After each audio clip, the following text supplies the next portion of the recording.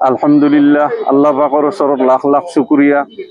আজি আমাৰ পবিত্ৰ ঈদ উল আজহাৰ নমাজ সমূহ দামপুৰবাসী ৰাইজে একত্ৰিত হৈ আমি ঈদগাহত নমাজটো আদায় কৰিলোঁ। আৰু এই নমাজৰ জৰিয়তে পবিত্ৰ ঈদ উল আজহাৰ জৰিয়তে আমি অসম তথা ভাৰতবাসী বা বিশ্ববাসীৰ কাৰণে আমি দোৱা কৰিছোঁ। আল্লাহ পাক ৰব্বুল আলামিনে আমালোকক প্ৰত্যেককে হিন্দু মুছলমান জাতি ধৰ্ম নিৰ্বিশেষে সকলোকে যাতে কামিয়াবি কৰে, অনাগত দিনত যাতে সকলোৰে শান্তি হয়, তাৰ কাৰণে আমি দামপুৰবাসী ৰাইজে দোৱা কৰিছোঁ।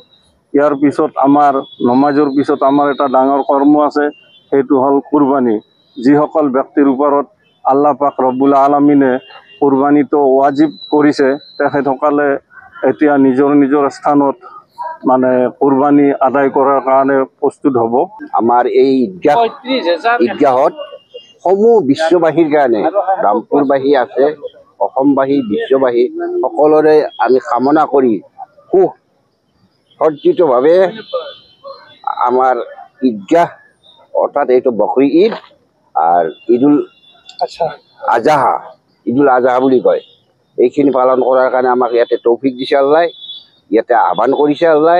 আমি ইয়াতে দুজাগাত নামাজ পঢ়ি সমূহ দামপুৰবাসীক আমি ৰাইজক অসমবাসী আল্লাহৰ ওচৰত দোৱা কৰিছোঁ। যত যিমান ধৰ্ম জাতীয় মানুহ আছে, হিন্দু মুছলিম শিখ খ্ৰীষ্টান উভয়ে সকলোৰে যাতে আমি মিলা প্ৰীতি হিচাপে চলিব পাৰোঁ শান্তিত, সেইটোৱে আমি কামনা কৰি আমি দোৱা কৰিছোঁ।